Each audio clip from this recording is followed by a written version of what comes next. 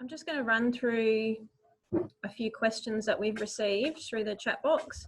I guess the first one that I can address is in regards to the recorded version being available online. So we're hoping that we'll be able to upload this to our website later on this week. So keep an eye out for that.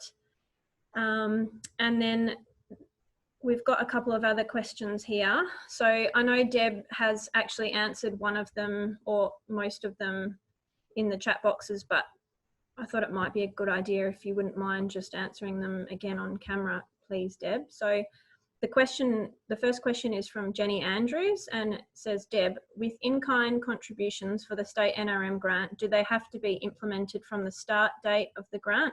For example, if works were undertaken at the project site in October and the grant commenced in November, does it count as in-kind? So Jenny, I did respond to you. So on page 8 of the guidelines, it actually says that any prior or retroactive projects, activities or events, including works planning or site assessment, completed prior to the grant being awarded. So unfortunately, yeah, your previous work will not be able to be included. But certainly in your application, I'd be drawing on that and saying this builds on previous work. It's just you can't use it as in-kind. So, yep. I've also said, I want to make it really clear as well. If I've answered any of these questions and it's still not clear, by all means, give us a call. One of the team should be able to help you. Okay, I'll just ask the other couple of questions here. Hannah Gulliver's asked, what is the best way to record stakeholder consultations? If you actually have a look in the application form, I think it's question 7.3 called, it says consultation with stakeholders, and there's heaps of spots there for you to write down the outcomes of your consultation in the actual application form. And Joy Sherlock, please verify that a LCDC is able to apply even if not incorporated. Absolutely, they are. We're fortunate to some extent that we understand that the poor old LCDCs actually fall through a bit of a logistical, a legal gap. But we definitely fund them. If you go to page 7 of the guidelines, it says very clearly that the LCDCs are eligible to apply, despite the fact that they, some of them are incorporated, but some of them aren't. This looks like it's the final question from Catherine Johnson. With devolved grants, does the funding need to be distributed to another party, or can the state NRM applicant take responsibility for financial management? E.g., does the funding need to be passed down to a group or private landholder, or can the state NRM applicant manage the funds? So this is a great question, Catherine.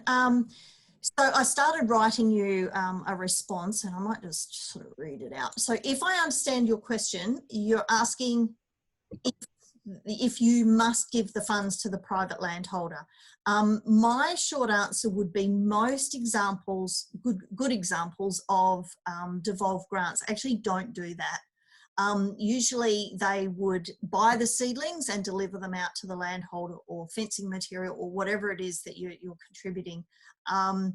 At the end of the day, the thing you've got to keep in mind is that you're responsible for acquitting the grant. So you want to make sure that the money is actually spent appropriately and that you can hand on heart actually say that it has been. So, you know, if you give just give cash to people, it's a little bit trickier to be able to do that. So I would suggest that you actually buy the seedlings, which I'm assuming you're mostly talking about yourself, and actually have those delivered. Yep, and then you can go back and make sure that they've been planted appropriately.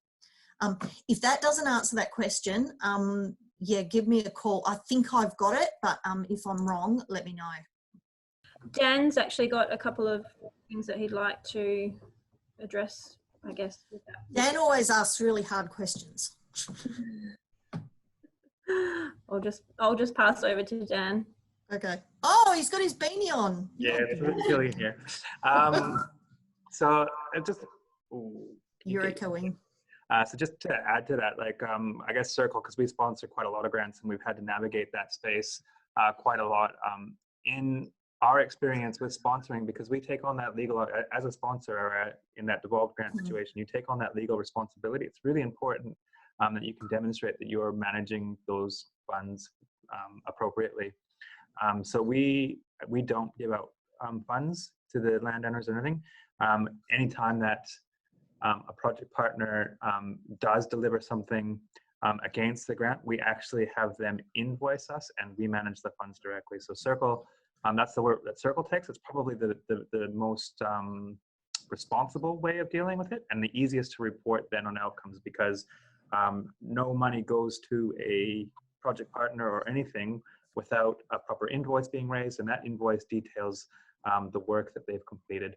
So you have you have a clean paper trail and a clean financial trail, so you can show that you've done your due diligence and everything. And we have a process as well where we have to vet our contractors or any providers that make sure that they have their insurances and all of those things, because all those liabilities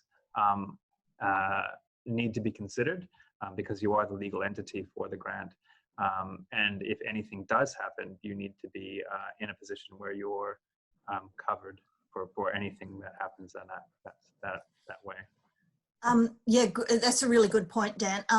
The other thing to consider is, and this has happened in one of the earlier grants when I first started this job, is if you just pass that money out, you lose a little bit of control of the project itself. For instance, in this particular example, money was just given to a stakeholder essentially, and they went to Bunnings and bought a whole bunch of non-natives. So, if you buy the seedlings, then you know that the species appropriate to that land is actually going to go into the ground. If you give cash to people, you start to lose control over what happens with the project. And I know that sounds like a really interesting example, but believe me, it happened. I think they bought a jacaranda. I've just got a question here from Ingrid. Please talk a little about the acquittal process. What information do we need to collect during the project to complete the acquittal, receipts, newspaper articles, etc.? Okay, so you will obviously need to keep all of the receipts, etc., because depending on how much your grant is, if it's over $50,000, you will actually need to have a formal audit of your project. If it's under, you'll still need to provide all of that information to a qualified bookkeeper who will sign an affidavit to sign off on the project finances. So in terms of, that's just good bookkeeping essentially. In terms of the information, you will at contracting, we'll go through. We'll start to list out what your deliverables are, and also you'll talk a little bit about what your monitoring process is going to look like.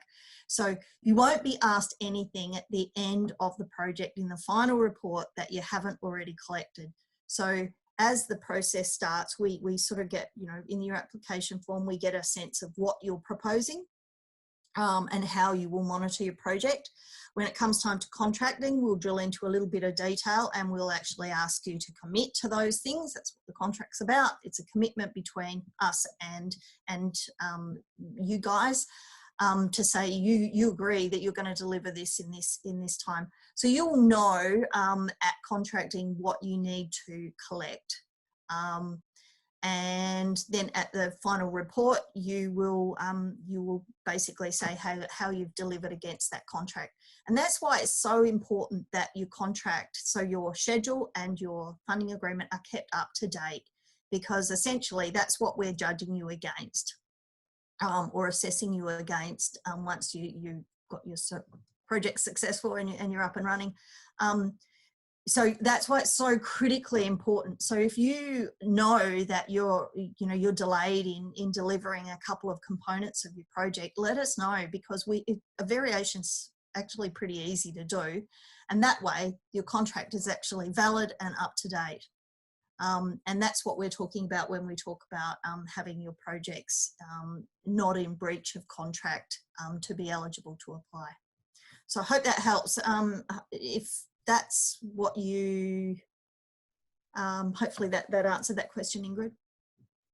I think that's all for the questions. Unless there's anything that's come through, we might just leave it there. I just want to re-thank Deb, Dan and Jason for the wonderful presentations that they have all delivered. And also thank you to everyone for attending today. You might want to keep an eye on the Perth NRM events page of our website for any future workshops that we will be delivering online. And also, as I mentioned before, we will be uploading this presentation or this workshop as a resource for everybody on our website in the coming week. So keep an eye out for that.